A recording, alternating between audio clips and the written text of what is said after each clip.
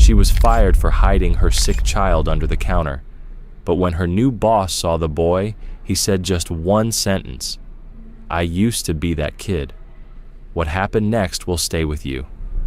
Don't forget to subscribe and tell us in the comments where you're watching from. The clock in the laundromat ticked like it was mocking her. Each second passed, but Monica Harper felt frozen. The air was thick with the scent of detergent and metal, and the buzz of overhead lights mixed with the endless drone of spinning dryers. Monica's knees ached as she wiped down a washing machine, the rag in her hand nearly falling apart from overuse. 7 months on night shift had reduced her to a nameless ghost, just the night girl. At first, the silence and anonymity were a relief. Now it just felt like being invisible.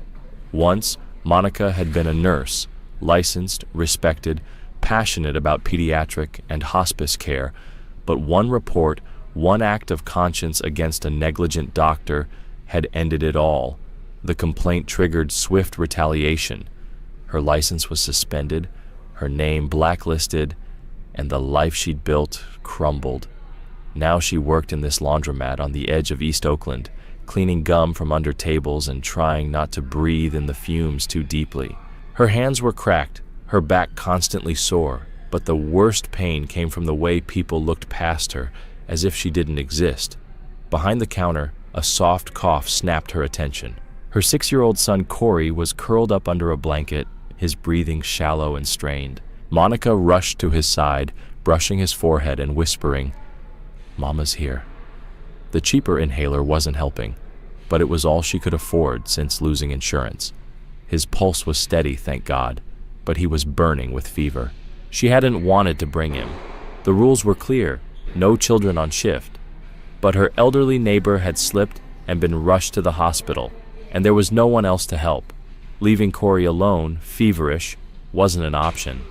So she brought him, hoping no one would notice. They usually didn't.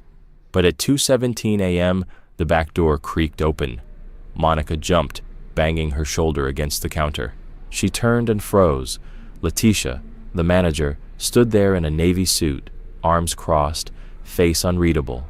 Every inch of her said authority. "What is this?"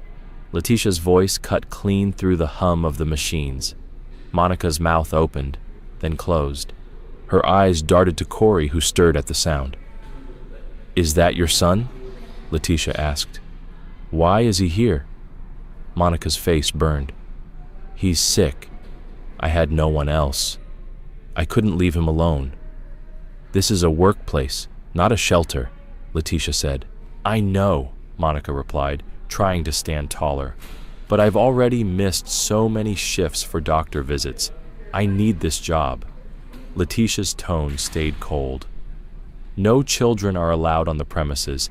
That's company policy. It's about safety, liability."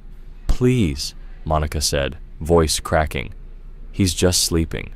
Let me finish the shift." Letitia didn't move. "This is unacceptable." She didn't yell. She didn't have to. Her authority filled the room like smoke. "I'm sorry, Monica. Your employment is terminated, effective immediately." The world paused. Even the dryers seemed to go silent. Monica's breath caught in her throat. "What?" she whispered. "You'll receive your final paycheck within 3 to 5 business days," Letitia replied, already turning away. "Please gather your belongings and leave the premises." "No, please." Monica stepped forward, but Letitia was already walking, heels tapping the tile floor like a closing gavel. For a long moment, Monica stood frozen. Then slowly, she knelt beside Corey. His wide, frightened eyes met hers. "Are we leaving, Mama?" She nodded, voice raw. "Yeah, baby, we're leaving." Outside, a cold mist fell from the sky, turning her thin blouse into a second skin. She wrapped Corey in her coat and held him tight. No one looked twice at the soaked woman carrying a sick child through shuttered streets and bus stops. No one cared, but Monica walked. Her job was gone. Her child was sick. Her savings were gone. Her phone was dead. There was no one left to call. Still, she whispered, I'm not giving up. You hear me, Corey? I'm not giving up. And somewhere beneath the fatigue and fear, a spark stayed lit. Not hope, at least not yet, but defiance, refusal, a quiet fire that said, not today. By morning, the rain had turned steady and hard. Monica sat in the plastic chair of the county office, shoes soaked, coat still damp.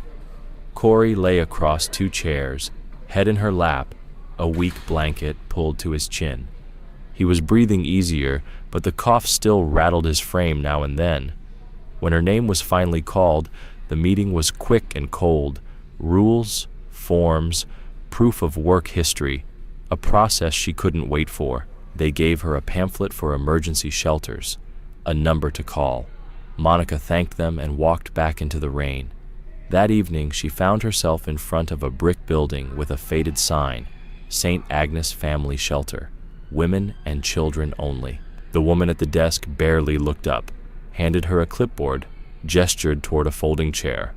Monica filled it out with stiff hands. Name, child's name, emergency contacts, none. Previous address, evicted. They were placed in a shared room with 3 other women and 5 children. The air was stale, the single window painted shut and taped. 2 cots were empty, the rest already occupied by tired faces and silence. Corey, too worn out to worry, curled against her and fell asleep before she finished taking off his shoes. Monica lay beside him, listening to distant sobs, restless shifting, and the sound of her own breath in the dark. She didn't sleep. The days that followed were a blur. Out by 8 a.m., back by 6. No loitering, no excuses. Monica walked the streets with Corey's hand in hers, searching. Resumes printed at the library, job inquiries at diners, gas stations, anywhere. Always the same. Smiles faded the moment she explained why she left her last job. Terminated for policy violation. And just like that, the room would cool. We'll be in touch. They never were. Her last dollars went to buying 2 weeks of basic asthma meds, not the strong kind she once prescribed, just enough to manage. She counted every dose, watched Corey's breath like a nurse on alert. The shelter gave them soup, cereal in the morning. It wasn't much, but it was all they had. Monica gave most of her food to Corey. When he asked why she wasn't eating, she just smiled and said she wasn't hungry. She drank tap water to feel full. Every night, the intake worker at the shelter scribbled notes on a clipboard. Monica once overheard, "Keeps to herself, doesn't complain, kids always clean." It stung, but she didn't flinch. Pride was a luxury she no longer had. She just wanted safety. A break. A way forward. Then came the warning. A county worker in a yellow jacket showed up one Tuesday morning, clipboard in hand, smile too polished to be genuine. She pulled Monica aside and spoke softly in a hallway that smelled of mildew and bleach. "We've received a concern," she said. "Anonymous." Monica's stomach turned. "They're worried about your son's health and your housing. If things get worse and you can't provide proper care, we may have to step in." Monica didn't cry, didn't protest, just nodded, thanked her, then returned to the room where Corey was drawing superheroes on the back of a cereal box. His crayons were just stubs now, but he colored with purpose. When he looked up and grinned, she forced a smile in return. That night, she couldn't eat. She began applying for anything. Warehouses, night janitor jobs, hazardous waste cleanup, anything that might hire someone like her. She walked for miles with Corey's little hand in hers, her shoes wearing thin, her feet blistering and bleeding.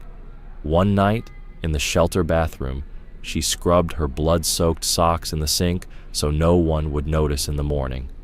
She lost track of the days, spoke less, smiled even less. Corey still smiled, but it was softer now, like he sensed how much she was carrying. Then came the night at the gas station. They'd been turned away from the shelter. Overflow. Plumbing issue. "Come back tomorrow." The wind was sharp. Rain came down again, steady and cold. With nowhere to go, Monica wrapped Corey in his blanket and tucked into the corner of a 24-hour gas station near the restroom. The woman behind the counter noticed, but said nothing. She just brought over a cup of warm water with sugar and a packet of crackers. "You can stay in the restroom," she whispered. "It locks." It wasn't much, but it was dry. It was something. That night, Corey had another attack. His breathing grew shallow. He gripped her shirt with tiny fingers. Monica held him close, pressed the inhaler to his lips. "Just breathe, baby. Please, breathe." She counted every second. Her voice cracked. Her hands shook. Eventually, he calmed, fell asleep in her arms.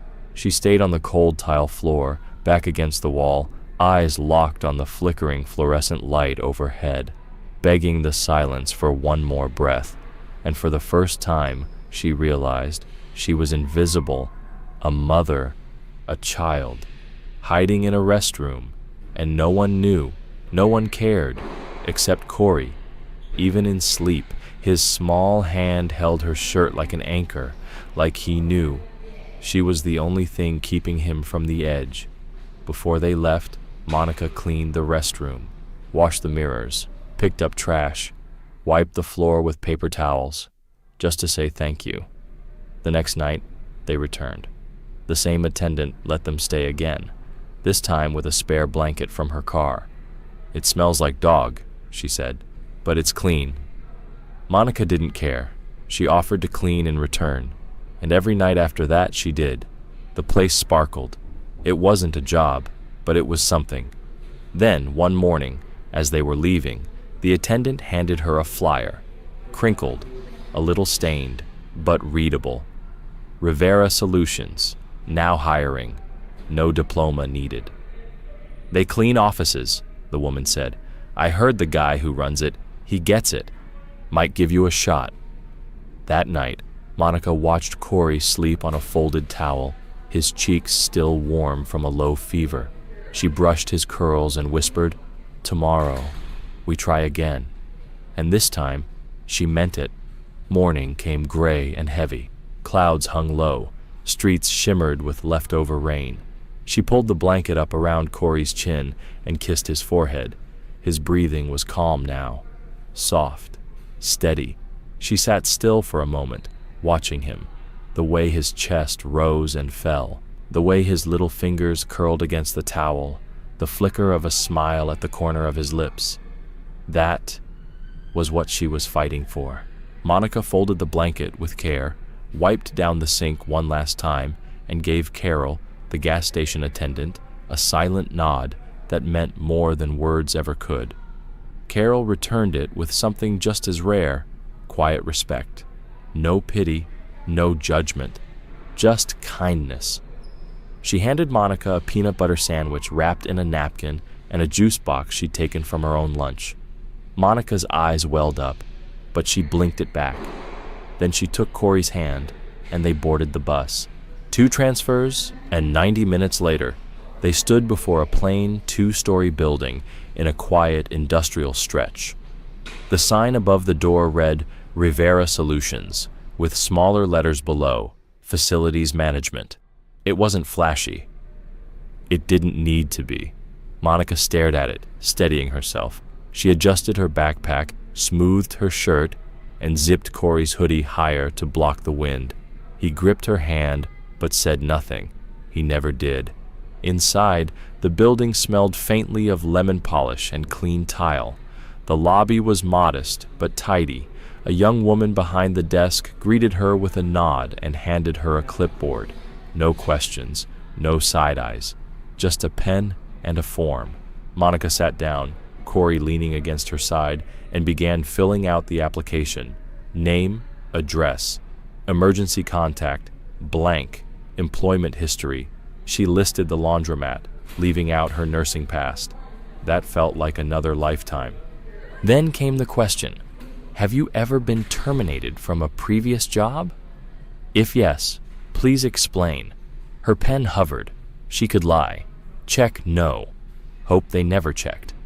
But lies had weight, and she'd carried enough already. If she wanted to be seen, really seen, she had to be honest. She marked yes. In careful, steady handwriting, she wrote, "Brought my child to work due to emergency illness. Violation of company policy. No incident occurred. No harm caused." Corey coughed, and she placed a hand on his back. The inhaler in her bag had maybe 2 uses left. She kissed the top of his head and clutched the clipboard a little tighter. She returned it to the receptionist, who smiled and told her to wait. Monica sat back down, eyes drifting to the glass doors. She watched cars pass, leaves swirling in the wind. And then he walked in, tall, lean, skin like rich earth, hair graying at the temples, sleeves rolled up over strong forearms. He held a phone and a ring of keys, moving with quiet purpose. But then he saw her. It wasn't a long stare, but it stopped him. His eyes moved from Corey, small, tired, to Monica, still, worn. His brow creased. There was something in his expression, recognition, memory. Monica looked away. She expected him to move on. Most people did, but he didn't. He paused, glanced at the receptionist, then back at her. His eyes held hers for a beat longer. Then he nodded, a small, almost imperceptible nod, and walked down the hall. She wasn't sure it even happened. That afternoon, on the ride back to the shelter, Monica kept her hand over her phone in her pocket. She didn't expect it to ring. Miracles weren't part of her reality anymore, but the next day, it did. "Ms. Harper?" came a warm voice. "This is Elena from Rivera Solutions. We'd like to offer you a part-time custodial position. Afternoon shift. You'd start tomorrow." Monica froze. "Wait, really?" "Yes," Elena said, "and we understand you may need to bring your child. We have a break room. He's welcome there, as long as he stays safe and out of work areas." Monica couldn't breathe. Thank you so much." When the call ended, she turned to Corey, crayons in his hands. "We got it," she whispered. "Mama's working again." The next day felt different. She washed their clothes, pressed her only collared shirt. Corey wore donated jeans and a hoodie a little too big. On the bus, he held her hand tighter than usual. When they arrived at Rivera, he looked up at the building with wide eyes. Inside, Elena greeted them with a kind smile. She gave Monica a locker key, pointed out the janitor's closet, and showed them the break room. It wasn't much. A second-hand couch, a mini-fridge, an old TV, a stack of DVDs. But to Monica, it was a beginning. Corey curled up on the break room couch, sketching with quiet focus. Elena had left a pad and some crayons on the table for him. Monica slipped on gloves, tied her apron, and went to work. She mopped tile floors, scrubbed restroom sinks until they shone, and polished glass doors until her reflection stared back at her, clear and honest. By the 3rd hour, her body ached, but she kept going. Each step carried purpose. Each task was done with gratitude. She moved like someone who had walked through fire and come out the other side, burned but not broken. As her shift neared its end, she glanced out the hallway window and saw him, the man from the lobby. He paused briefly, watched her work, then gave a small nod. Not a manager's nod, not a supervisor's, a human one, recognition. She nodded back, not knowing who he was, but feeling deep down that he mattered. Later that week, during a break, she returned to check on Corey and froze. He was sitting upright on the couch, hands hovering over a small table now covered in treasures. A brand new box of colored pencils, 2 thick comic books, and a small stuffed lion with a crooked smile. "Mama, where did this come from?" Corey whispered. Monica stared, stunned. She stepped closer, picked up the pencil box, flipped it over like it might explain itself. Nothing. She opened one of the comics, fresh ink, crisp pages. "I don't know," she said softly. Corey's eyes lit up, the brightest they'd been in weeks. "Can I keep them?" Monica nodded slowly. Yes, baby, of course. That evening, she asked Elena if anyone had left the gifts. No idea, she replied with a warm smile. Maybe someone from the office? Either way, it's sweet, right? Monica just murmured a soft, thank you. Not to any person in particular, but to the building itself, as if the walls had offered kindness. What she didn't know was that down the hallway in a partially open office, the man with the graying temples had stopped walking moments earlier. He'd passed the break room and seen the boy holding those pencils with shaking hands. He remembered a moment like it, years ago, himself sitting in a hotel lobby, his mother scrubbing floors, and a janitor quietly leaving a toy behind. It had meant everything. Now, decades later, he stood frozen, watching time echo, watching resilience continue. He didn't mean to linger, but he did. Because something in Monica's quiet strength reminded him of the woman who raised him, someone who had nothing, yet gave everything. He stepped back into his office and closed the door, and in the silence, something shifted. Monica settled into a rhythm, the same ironed shirt, the same dark pants with a thread pulled loose near the knee. She led Corey in every afternoon, nodding to Elena at the front. They'd stop by the break room, a tiny, tucked-away space behind the mailroom. The couch creaked. The mini fridge hummed. A box of old DVDs sat like forgotten stories. Corey would curl up with his sketch pad, the colored pencils lined up like sacred tools. His stuffed lion never far from reach, Monica would kneel beside him, check his inhaler, smooth back his curls, and whisper, "Be good, baby. I'll check on you soon." He always nodded. And she'd go work. Conference rooms, hallways, restrooms. Her mop moved in clean, wide strokes. Her gloves scrubbed countertops until her hands stung. The shine of each surface was a small victory, a prayer in motion. Keep him safe, keep him breathing. Just one more day. She didn't ask about the little things that started appearing. More markers, a fleece blanket folded neatly on the couch, a granola bar tucked into Corey's backpack, the kind he used to beg for at the grocery store. And one night, when the inhaler ran dry, she found a new one in her locker, sealed, with a sticky note. For the breaths that matter most. She never mentioned it, never said a word. But she knew. It wasn't Elena. The other cleaners didn't even use that side of the building. It had to be him, the man who nodded without speaking, who saw without asking, and she felt it each time they passed in the hallway. His eyes met hers not with sympathy, but understanding, not charity, but something deeper, recognition, like he saw her, not a woman struggling, not a mother barely holding on, but a reflection. Every hour or so, she'd return to the break room, and there he'd be, Corey, curled up on the couch, drawing carefully, the lion under one arm, the pencils lined up like soldiers, a moment of peace in a world that had offered them so little. She'd sit beside Corey, wipe the sweat from his forehead with the edge of her sleeve, the scent of ammonia clinging to her clothes, and whisper, "You okay, baby?" He would always nod, too tired to say much, but always locking eyes with her like he was anchoring himself, and she'd smile, kiss his cheek, and return to work. That was their rhythm. Monica cleaned, Corey rested, and the hours passed like quiet promises. On calm days, when the break room felt like their own world, Corey would draw comics, tiny stick figure heroes with huge hearts and wild grins. He made up one called Super Cleaner, a woman with a mop for a sword and a lion for a sidekick.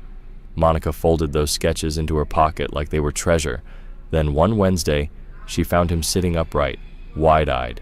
On the table in front of him, a thick, spiral sketchbook, a zippered pouch of professional artist pencils, and a tiny plastic dinosaur with a sticky note that read, "From one little fighter to another." Corey looked up. "Mama, did you do this?" Monica stepped closer, breath catching. She shook her head slowly. "Then Who? She didn't answer. Instead, she knelt and picked up the pencil case, sturdy, high quality, the kind she couldn't even dream of affording. She opened it and ran her fingers along the perfectly sharpened graphite tips. Corey's voice was barely above a whisper. "Can I draw in it?" She nodded, her throat tight. "Yes, baby. It's yours." She stepped out into the hallway, still holding the toy's wrapper. She didn't cry. Not there, but something inside her stirred, a warmth she hadn't felt in months, gratitude without strings, kindness with no price. She found herself peeking through open doors, wondering who had chosen to be good to her boy when no one was watching. The next evening, she returned with a banana and a peanut butter packet she'd quietly saved from the shelter's kitchen. Corey was sketching, head bent low, tongue poking from the corner of his mouth in concentration. Monica sat beside him. "It's you," he said, handing her the drawing, Super Cleaner and Leo the lion. She laughed softly, hand to her heart. "That's me?" He nodded proudly. "And you saved the day. Again." That same week, while mopping the third-floor hallway, Monica heard footsteps. She turned to find him standing there. No tie, no briefcase, just quiet presence. "I'm not here to interrupt," he said gently. "Just wanted to say, you're doing a great job. Everyone sees it." Monica stood still for a beat, then nodded. "Thank you." He hesitated, then added, "If you ever need anything, please ask." "That's not just a line." She didn't reply, but as he turned and walked away, something lifted from her chest, a little space where the fear used to live. Weeks passed. The shelter was still crowded, but she kept their corner clean, their bags organized. She saved every extra dollar in an envelope under her spare shirt.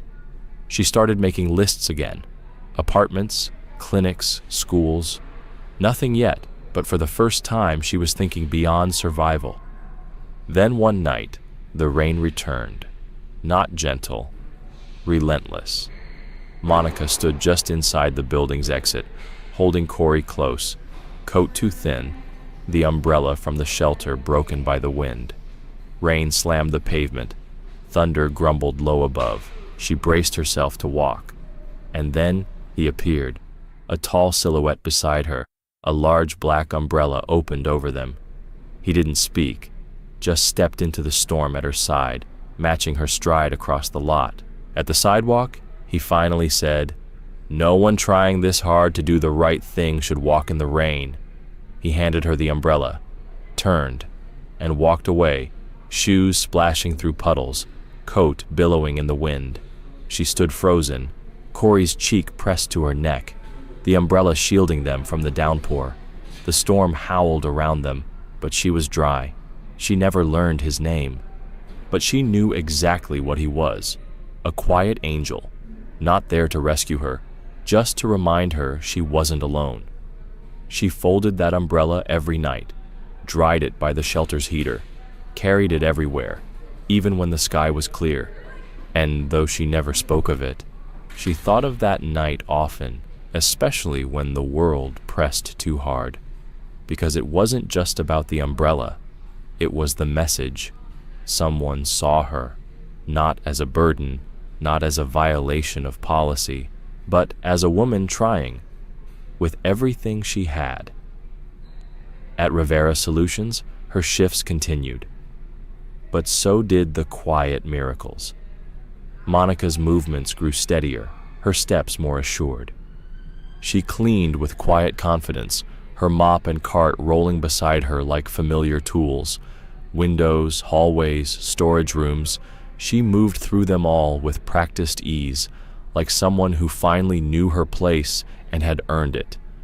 She didn't speak much, but others began to greet her with warmth. Elena smiled more often. Delivery drivers held the door open now. The silence around her began to shift, less invisible, more noticed. Corey remained her anchor. Every hour, without fail, she checked on him. Sometimes he'd be curled up, lion in his arms, breathing soft and steady. Other times he'd be at the break room table, pencil in hand, tongue peeking from the corner of his mouth, completely lost in his drawings. He sketched her more often now, not tired, not scared, strong, caped, smiling. Then one evening, she walked into the break room and found him sitting cross-legged, staring intently at a new drawing. It showed a tall man with gray streaks in his hair, standing under a giant umbrella with a woman and a child. The figures were cartoonish but unmistakable. Above them, in thick black marker, were the words, "Thank you, Mr. Bruce. You're like a quiet superhero." Monica blinked. "Who's Bruce?" Corey looked up and shrugged. "The man who gave us the umbrella." Her breath caught. "How do you know his name?" "I asked Elena," he replied simply, returning to his sketchbook. "She said he's the boss." That night, after the building emptied out, Monica found herself in the hallway outside a closed office door. The plaque read, "Bruce Rivera, Director." She didn't knock, didn't need to. But seeing the name settled something in her. Bruce, the man who had quietly filled their lockers, left pencils on tables, stood beside them in the rain. A man who saw without being seen. 2 days later, she opened her locker and found a note taped above Corey's inhaler and blanket. It read in neat handwriting, "Lunch for you and your hero, covered for the month. No strings." Inside the break room fridge were tidy containers, grilled chicken, rice, fruit cups, juice boxes, fresh, homemade, not from a shelter line.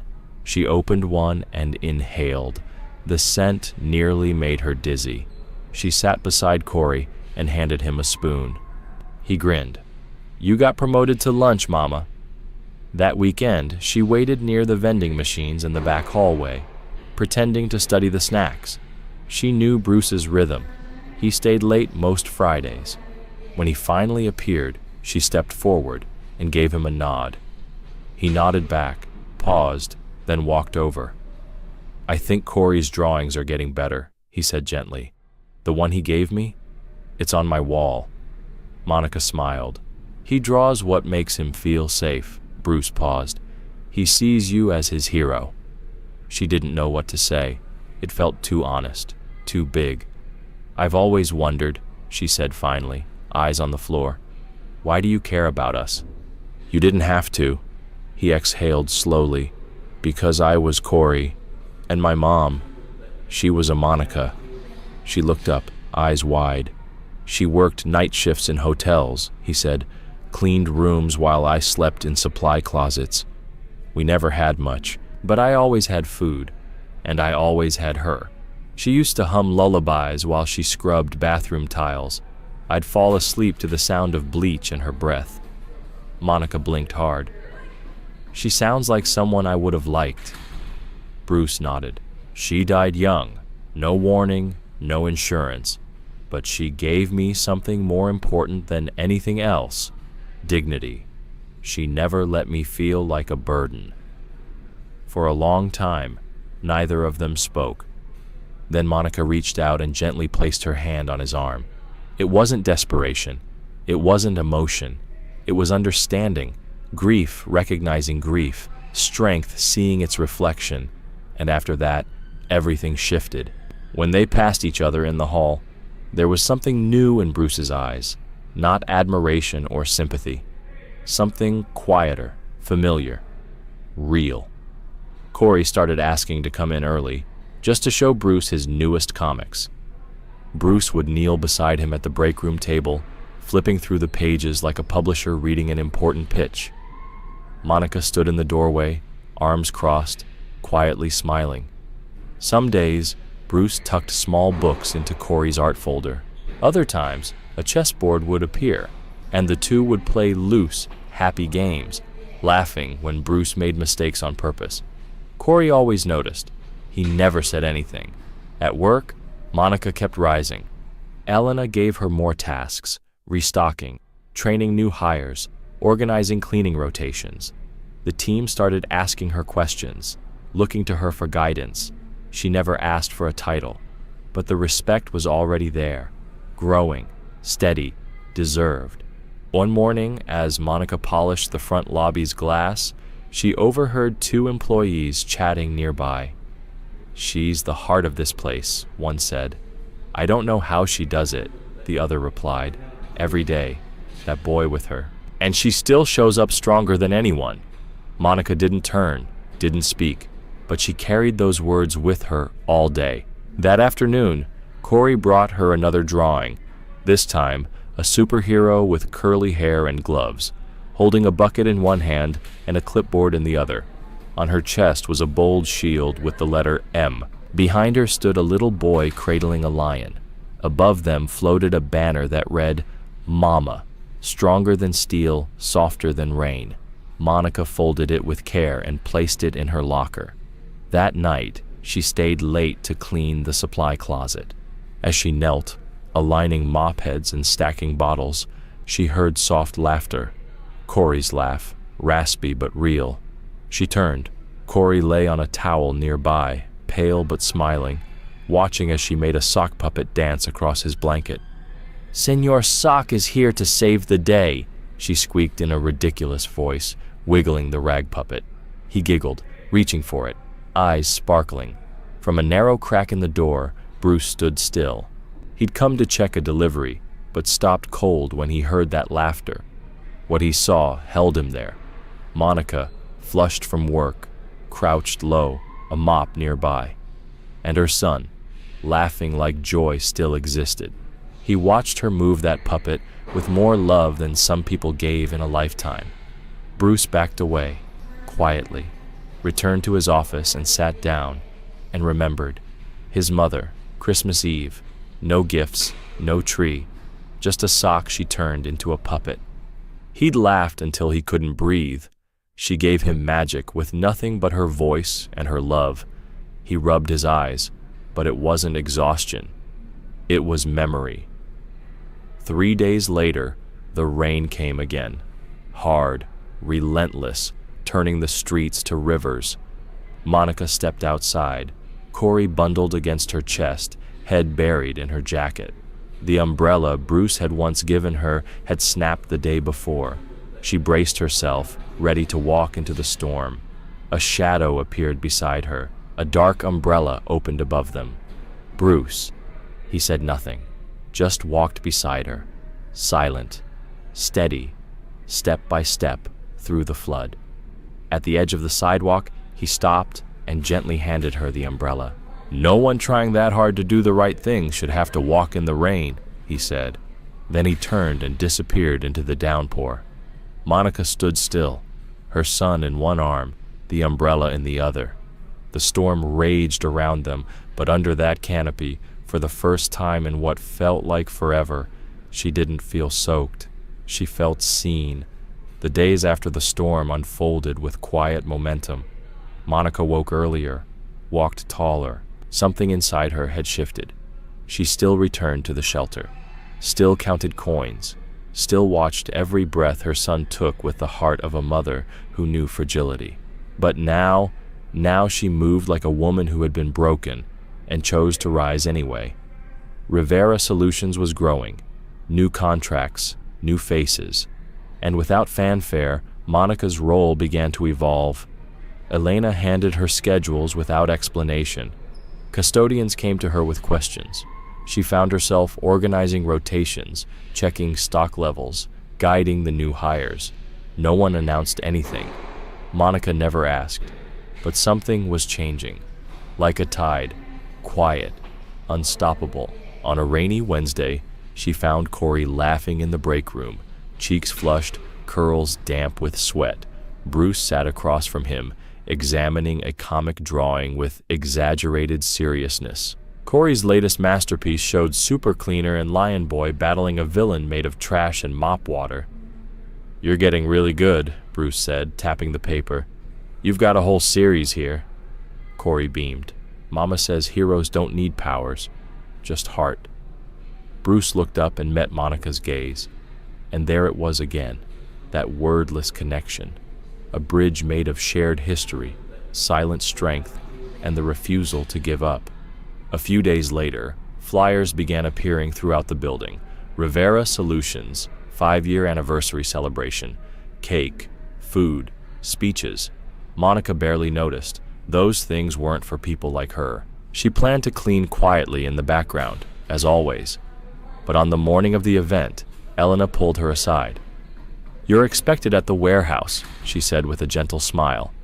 "No cleaning today. Come as you are. Corey, too." Monica paused. "Is this mandatory?" Elena had only smiled and said, "Just be there." Monica didn't own much, but she ironed her cleanest shirt and brushed Corey's hair twice, tucking his sketchbook under his arm.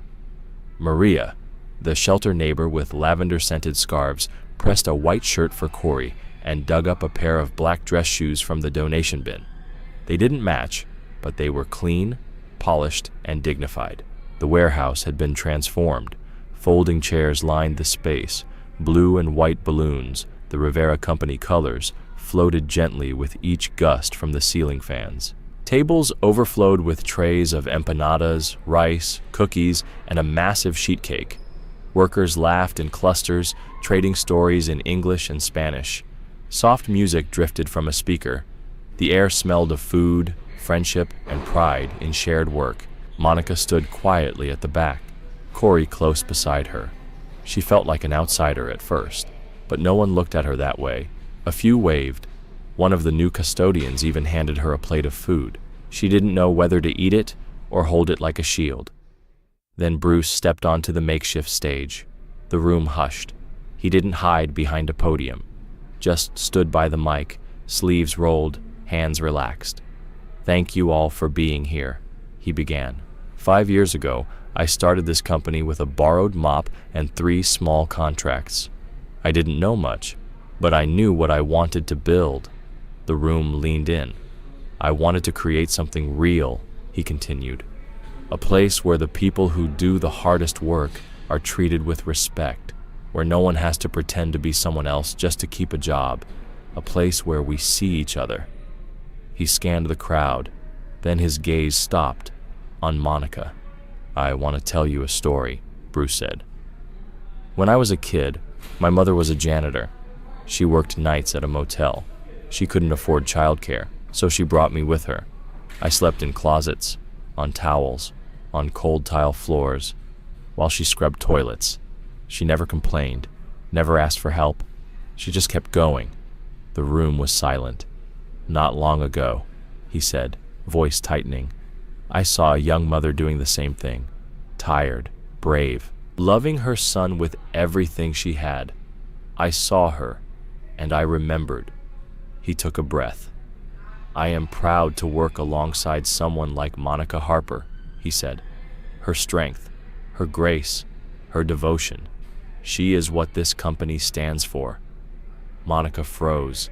Corey looked up at her, eyes wide. The room erupted into applause. "And so," Bruce added, his voice rising, "it is my honor to officially promote Monica to supervising custodian, effective immediately." More applause, louder. A few people stood. Monica's knees went weak.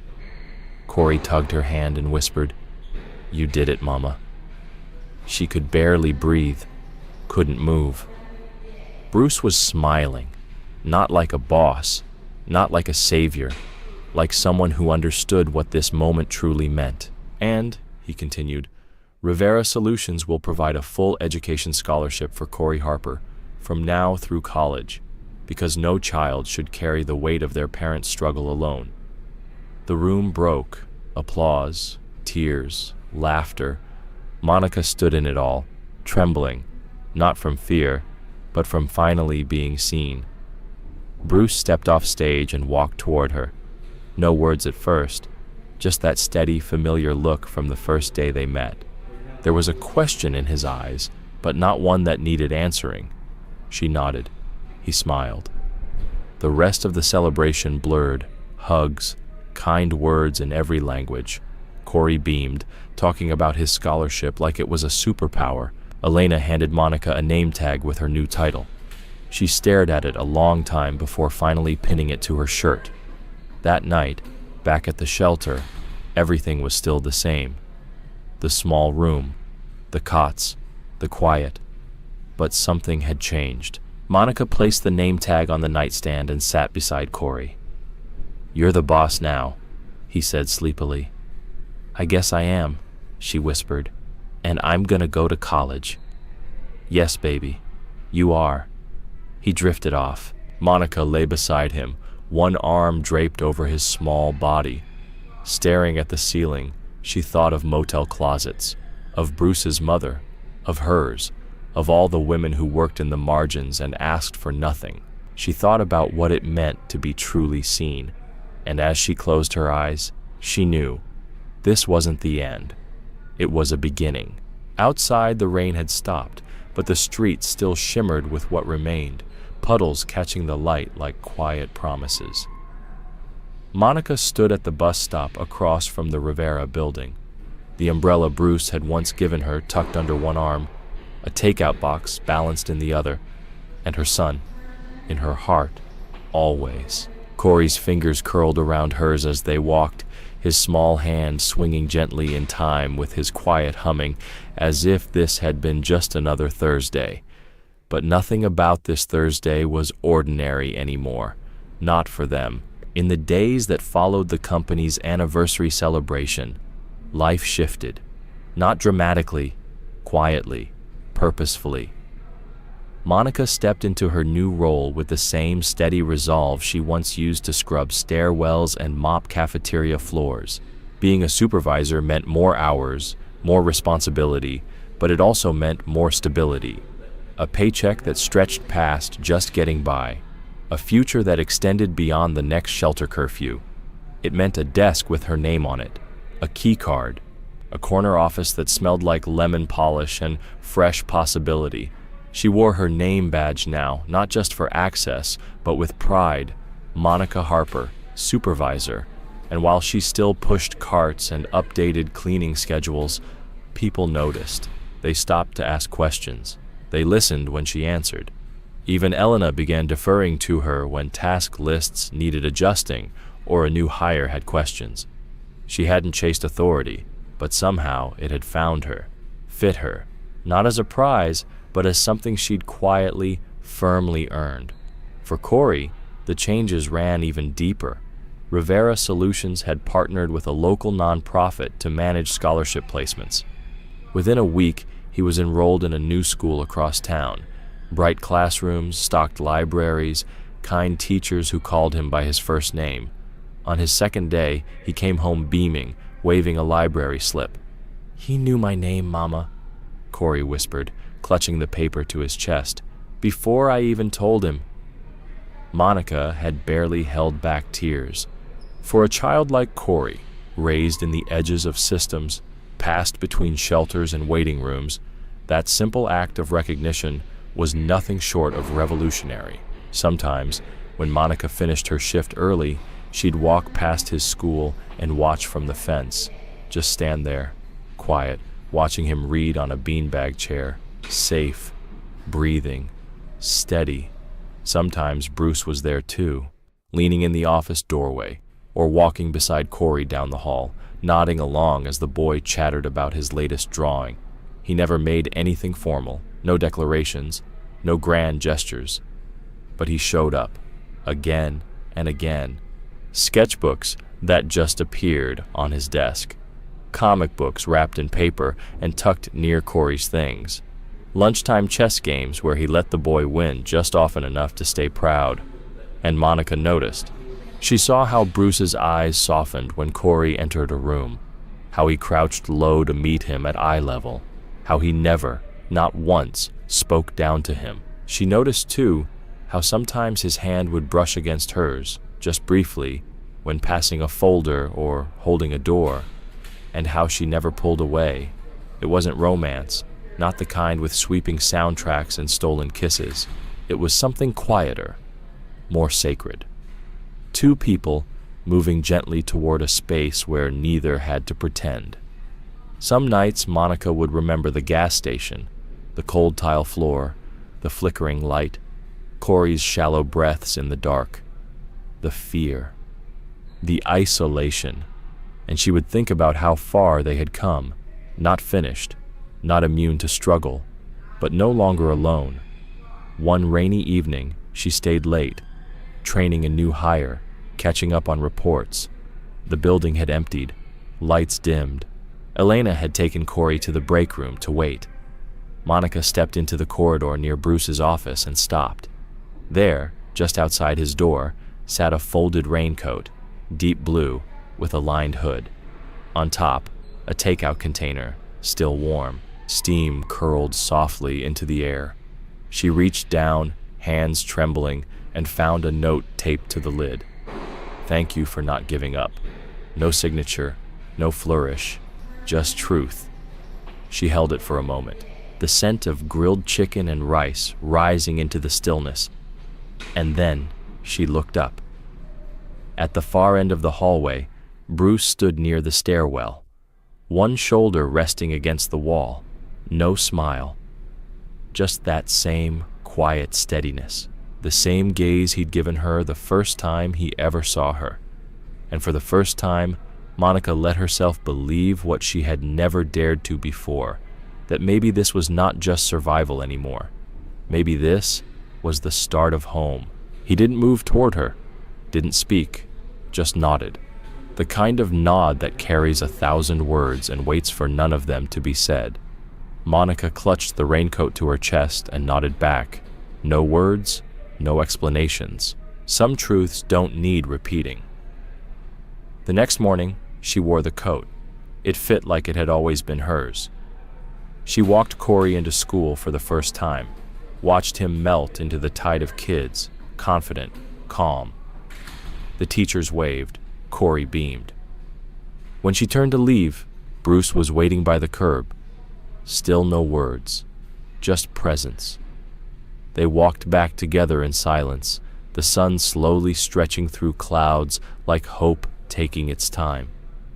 In the weeks that followed, their rhythm deepened. Monica began leaving coffee on Bruce's desk in the mornings, just quietly before he arrived. He'd text back, "Still the best coffee in town." She noticed small comforts appearing in his office, an extra chair, a new mug, a framed copy of one of Corey's superhero drawings. And Corey, he was thriving, his lungs stronger, his smile brighter, his drawings braver. One afternoon, he walked into Bruce's office with a folded piece of paper, laid it on the desk without a word. Bruce opened it. Another sketch. A tall man with an umbrella standing beside a woman and a boy, smiling together beneath a golden sky. The caption read, "Real heroes don't need capes, just heart." Bruce's throat tightened. "I'll keep it safe," he whispered. And he did. He taped it inside his cabinet, just above the very first drawing Corey had ever given him. That night, Monica found a new inhaler in her locker. 2 lunch containers beside it, each marked with a little hand-drawn star. She didn't cry, but her hands shook as she held them. Sometimes love doesn't shout. Sometimes it waits. Waits until the world softens just enough to let it grow. On a quiet Sunday, Bruce asked her to meet him on the rooftop terrace. "It's not work-related," he said simply. She nodded. Up there, the air was crisp, carrying the faint scent of rain. The city stretched wide before them in soft amber light. Monica stepped into the glow of sunset and found Bruce near the edge, hands in his coat pockets, face turned to the horizon. She joined him. Their shoulders brushed. "You said it was important," she said softly. He turned, his smile tired but true. "It is." From his pocket, he pulled a small white box. No velvet, no ring, just simplicity. Inside, a thin silver bracelet, one word engraved on the inside, "Always." "I'm not proposing," he said. "No speech, no big gesture. I just want you to know I'm here, however you need me, even if it's just sitting next to you while you breathe." Monica looked at the bracelet, then at him, and without a word, she stepped forward and wrapped her arms around him, not as someone who needed saving, but as someone who had already saved herself and had chosen now to let someone stay. She laid her head against his chest. "Thank you," she whispered. Bruce closed his eyes and held her close. Below them, the city kept humming. Then came a sudden shout. "Mama!" Corey burst onto the rooftop, cheeks flushed, hair wild, shoes skidding across the concrete. He stopped short when he saw them, then broke into a grin so wide it lit up his whole face. "You're smiling," he said, breathless. "You look like a superhero now." Monica laughed, a bright, clear sound she hadn't heard from herself in ages. She opened one arm and Corey ran straight into it. Bruce knelt down and wrapped them both in his arms. They stayed like that, a triangle of warmth, of quiet strength, as the last light of day bathed them in gold. There was no wedding, no grand announcement, no need, just the kind of love that roots itself slowly in dark soil, watered by trust, grown by showing up. They stood there for a long time, watching the city flicker awake below them, because sometimes family isn't who you're born to, it's who sees you at your lowest, at your most invisible, and stays. And under that rooftop sky, in the hush before nightfall, Monica knew the truth at last. She didn't need a perfect ending. This moment was enough, and it was everything.